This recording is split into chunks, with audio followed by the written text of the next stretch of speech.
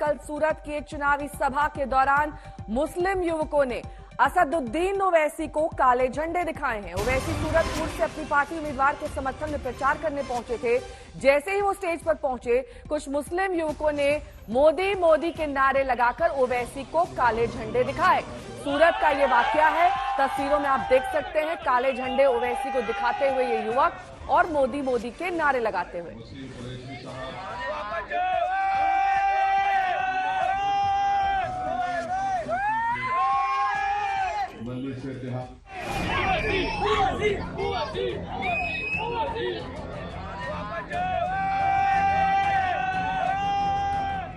सूरत में असदुद्दीन ओवैसी के सामने उस वक्त अजीबोगरीब स्थिति पैदा हो गई, जब चुनाव प्रचार के दौरान कुछ लोग काले झंडे लहराते हुए नारेबाजी करने लगे।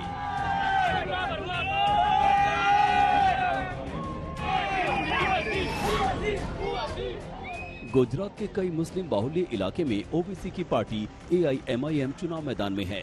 इनमें सूरत पूर्व की सीट भी है, जहां प्रचार करने के लिए खुद ओवैसी सूरत पहुंचे थे। ओवैसी ने जैसे ही मंच पर बोलना शुरू किया, कुछ मुस्लिम युवक मोदी मोदी के नारे लगाते हुए काले झंडे दिखाने लगे।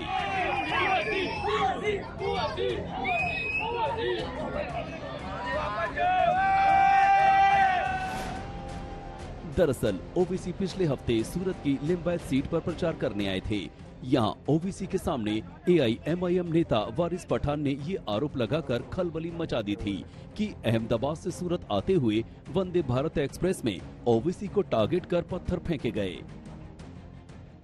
बैरिस्टर असदुद्दीन ओवैसी साहब बैठे हुए हैं, साबिर काबुलीवाला साहब उनके पीछे है, मैं साइड में, वहां पर एक कांच आता है और ट्रेन का कांच क्रैक कर देता है पूरी तरह से।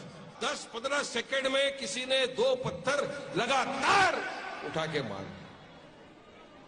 ओवैसी साहब ट्रेवल कर रहे हैं ना, अरे तुम पत्थर मार लो मोदी जी, तुम आग बरसा दो मोदी जी, लेकिन ये हक की आवाज ना कभी रुकी है, ना रुकेगी, ना इंशाअल्लाह ताला कभी रुकेगी। रेलवे ने वारिस पठान के आरोप को खारिज कर दिया था। ये पता नहीं चल पाया कि क्या इन आरोपों की वजह से ओवैसी को काले झंडे दिखाए गए या वजह कुछ और भी है, लेकिन इस पर गुजरात की सियासत फिर गर्मा सकती है।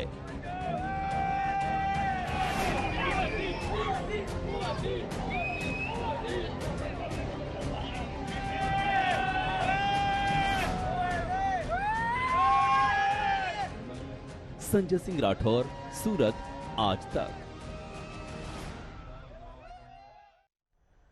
तो गुजरात के चुनाव में ओवैसी सक्रिय हैं, धुआंधार चुनाव प्रचार कर रहे हैं, लेकिन बीजेपी पर हमला भी बोल रहे हैं। कांग्रेस और आप को भी नहीं बख्श रहे हैं। कल की रैली में ओवैसी ने आरक्षण पर बड़ी बातें कही। सुनिए। मुझसे लोग पूछते हैं कि ओवैसी तुम जज्बाती तकरीर करते हो।